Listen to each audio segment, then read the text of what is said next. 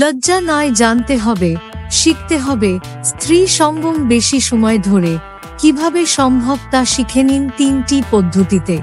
অনেক পুরুষেরই মিলনের সময় খুব তাড়াতাড়ি মাল আউট হয়ে যায়, ঠিকমতো স্ত্রীকে সুখ দিতে পারে না। এই ট্রিক্সটি তাদের জন্য যাদের খুব তাড়াতাড়ি মাল আউট হয়। স্ত্রী সহবাসে পুরুষের অনেকক্ষণ সময় নিলে আমাদের সমাজে পুরুষত্বের যোগ্য হিসাবে গণ্য, তবে 18 থেকে 25 বছরের কম বয়সী পুরুষ মিলন করার আগে যেমনই তাড়াতাড়ি মাল আউট হয়, তেমনি তারা খুব তাড়াতাড়ি পুনরায় উত্তেজিত হয়ে ওঠে। 25 বছরের পর থেকে বয়স যত বাড়বে মিলনে পুরুষ তত বেশি সময় নেবে, এটা বাস্তব। এক নারী কিংবা এক পুরুষের সাথে বারবার মিলন করলে যৌন মিলনে বেশি সময় ও বেশি তৃপ্তি পাওয়া যায়, কারণ নিয়মিত মিলনে একে অপরের শরীর ভালো বা মন্দ যাই হোক না কেন সম্পর্ককে টিকিয়ে রাখতে অটল থাকে। অনেক পুরুষই বলে থাকে এক তরকারি দিয়ে প্রতিদিন খেতে ভালো লাগে না। এই ধারণা নিয়ে পরকীয়ায় লিপ্ত হয়। তাদেরকে অনুরোধ করে বলি, দয়া করে এমনটা করো না। আর এই পরকীয়া আমাদের সমাজকে ধ্বংসের মুখে ঠেলে দিচ্ছে। মাত্র কয়েক মিনিটের কাম বাসনা নিবারণ করার জন্য আজীবনের সম্পর্ককে নষ্ট করবেন কেন? আর অবিবাহিত ভাই ও বোনেদের বলছি, যদি বিয়ের পর জানতে পারো যে তোমার স্ত্রী বা স্বামী অসতি, তখন কিভাবে তার সাথে বাকি দিনগুলি কাটাবে? তাহলে কেন বিয়ের আগে মিলনের জন্য এত বেকুল হয়ে ওঠো? যে নারীকে নিয়ে তোমরা সারা জীবন চলতে পারবেন না, অথচ সেই তোমরা অন্য পুরুষের ভবিষ্যৎ বধূর সতীত্ব লুটবে, এটা কি ঠিক? যদি কারো ব্যক্তি সত্তায় আঘাত লাগে তার জন্য খুবই দুঃখিত। প্রথম পদ্ধতি চেপে বা টিপে ধরা। এই পদ্ধতিটি আবিষ্কার করেছেন মাস্টার এবং জনসন নামের 2 ব্যক্তি।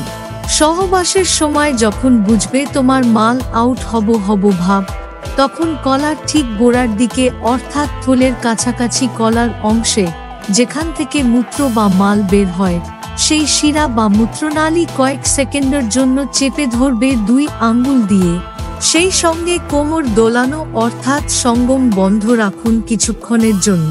এর ফলে কলা নেতিয়ে যাবে, কিন্তু কিছুক্ষণ পর আগের মতো কলা মাথা উঠিয়ে সোজা হয়ে দাঁড়াবে এবং পুনরায় যৌন সুখ ভোগ করতে পারবে।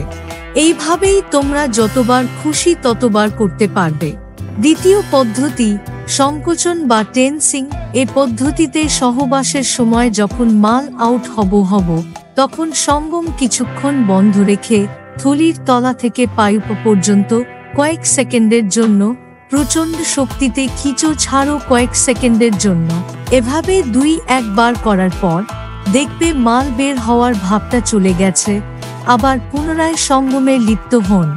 এইভাবে সংকোচন পদ্ধতিতে মিলন অনেক সময় ধরে করতে পারবে। তৃতীয় পদ্ধতি বিরাম বা টিজিং। এই পদ্ধতিটি বহুল প্রচলিত। সাধারণত বেশিরভাগ যুবক এই পদ্ধতির সহায়তা নিয়ে থাকে।